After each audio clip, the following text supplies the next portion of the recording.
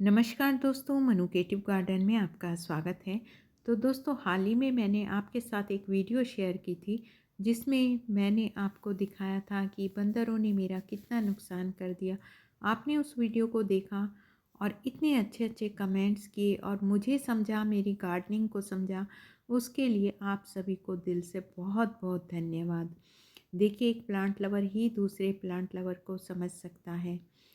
और मुझे ये आपके कमेंट्स पढ़कर बहुत ही ज़्यादा मोटिवेशन मिला, जिससे मैं और भी अच्छे से अब आगे गार्डनिंग कर सकूँगी। तो देखिए, आज का हमारा वीडियो का टॉपिक है करी पत्ता। करी पत्ते में हमें इस समय कौन से ऐसे काम करने चाहिए जिससे हमारा करी पत्ता हरा भरा बना रहे और जंगल जैसा घना हो जाए। तो देखिए देखिए दोस्तों, कड़ी पत्ता हमारे खाने के स्वाद को दुगना कर देता है। ये एक औषधीय पौधा होने के साथ साथ खाने के जायके को भी दोगुना बढ़ा देता है। इडली फ्राई करनी हो या कढ़ी बनानी हो, कोई भी पोहा बनाना हो, तो इसके तड़के के बिना तो वो रेसिपी बिल्कुल अधूरी है। इसीलिए हर किसी के गार्डन में ये प्लांट आपको ज़रूर देखने को मिलेगा। हर कोई यही चाहेगा कि हमारा ये पौधा हरा भरा बना रहे। इससे हमारे घर का और हमारे गार्डन का वातावरण भी शुद्ध होगा। एक बहुत ही अच्छा एयर प्यूरीफाई प्लांट भी है, औषधीय प्लांट भी है। इतने सारे गुणों से भरपूर ये पौधा घर में भी लगाना बहुत शुभ माना जाता है।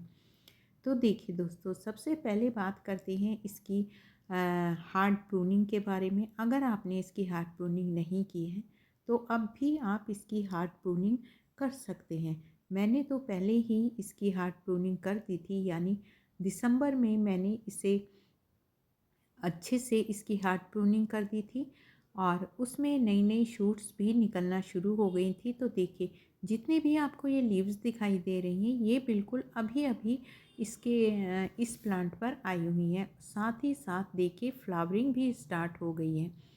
तो देखिए, हमें इस बात का ध्यान रखना है कि अगर आपको सीड चाहिए तो आप किसी एक ब्रांच पर इस तरह से ये फ्लावरिंग जो हो रही है उसे छोड़ सकते हैं।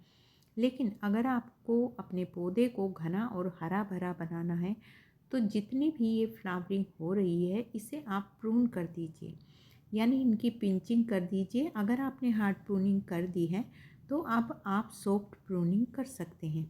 सॉफ्ट प्रूनिंग करने से क्या होगा, जितने भी इस पर फ्लावरिंग हो रही है, वो जो पौधे को हम अब भोजन देंगे या पहले जो हम भोजन दे चुके हैं, वो सारी एनर्जी सीड बनाने में लगा देगा। इससे क्या होगा, जो पौधे की ग्रोथ है और नई नई पत्तियां जो पौधे पर आने वाली होती हैं वो नहीं आती हैं। सिर्फ सारी एनर्जी इन सीड में ही ये पौधा लगा देता है। तो देखिए, मुझे तो सीड बिल्कुल नहीं चाहिए, क्योंकि मेरे पास तो एक बहुत ही ज़्यादा हेल्दी और हरा भरा ये करी पत्ते का प्लांट है।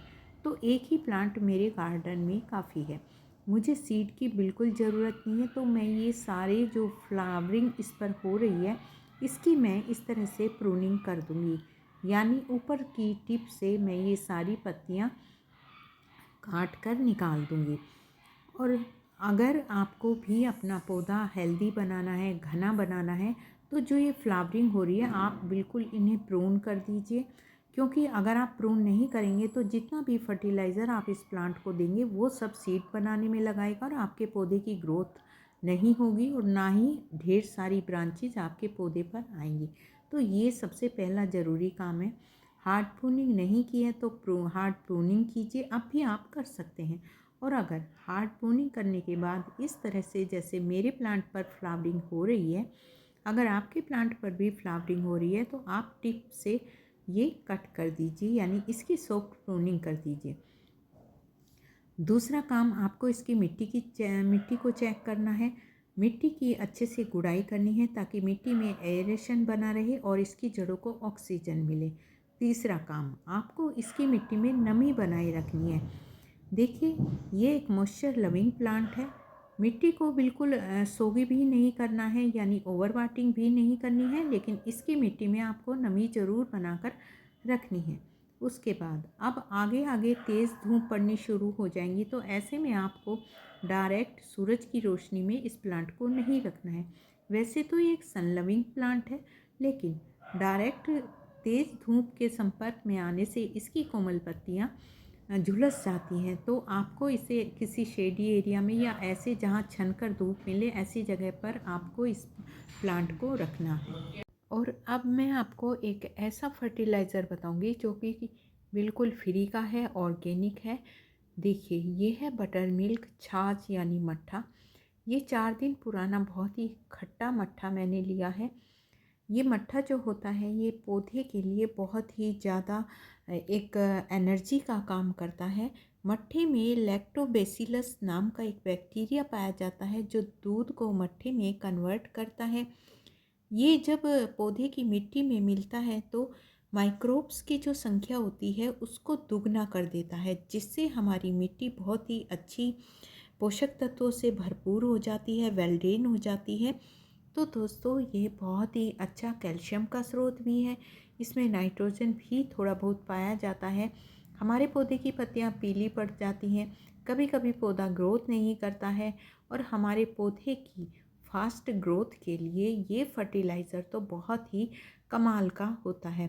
मिट्टी की संरचना में सुधार करता है, मिट्टी में फंगस वगैरह लगी रहती है उसमें भी ये काम करता है। और इसमें मैंने पानी में थोड़ा सा हींग को मिक्स किया है। हींग भी बहुत ही अच्छा एक पेस्टिसाइड भी है और एक फर्टिलाइज़र के तौर पर भी काम करता है।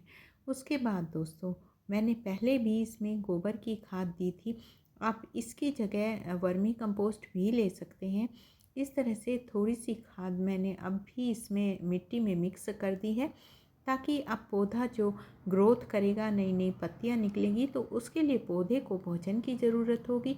तो लिक्विड फर्टिलाइज़र में मैंने ये जो खट्टा छाछ था इसका मैंने फर्टिलाइज़र इसमें बना कर दिया है। और मैंने 1 गिलास, यानी आप ये देखिए, मैंने 500 ml मट्ठा लिया और उसमें मैंने ये 10 गुना पानी मिलाकर अपने पौधे में दिया। बहुत ही खट्टा ये मट्ठा था, ये देखिए। और क्योंकि मेरा ये ग्रो बैग काफ़ी बड़ा है तो इसमें मैं 2-3 लीटर ये फर्टिलाइज़र दूंगी, ताकि नीचे जड़ों तक ये फर्टिलाइज़र पौधे के को मिल सके। ये देखिए, और मैंने इसमें गोबर की खाद भी थोड़ी सी ऐड कर दी है। पहले भी मैंने इसमें गोबर की खाद दी थी, तभी मेरे पौधे में ये देखिए नई नई पत्तियां निकली थी। और आपको मैं इसमें एक बात और बता देती हूँ, जो करी पत्ते को तोड़ने का तरीका होता है, तो इस तरह से हम पत्तियां खींच लेते हैं, लेकिन ऐसे आपको बिल्कुल भी और कभी भी नहीं तोड़ना है। इससे क्या होता है, हमारे पौधे की ग्रोथ रुक जाती है, हमारे पौधे पर वो डंडियाँ रह जाती हैं जो पौधे की एनर्जी लेती रहती हैं। तो हमको इसकी टिप पे से ही पत्तियों को तोड़ना है। अब जो मट्ठे का मैंने लिक्विड बनाया था, मट्ठे और हींग का, तो देखिए उसकी आप एक पेस्टिसाइड के रूप में भी पौधे पर स्प्रे कर सकते हैं। इससे आपके पौधे में कोई कीड़ा फंगस वगैरह होगा तो वो भी समाप्त हो जाएगा। तो आप अपने पौधे पर भी स्प्रे कीजिए, इसे पौधे की मिट्टी में भी दीजिए। और वीडियो अच्छी लगी लाइक शेयर, चैनल को सब्सक्राइब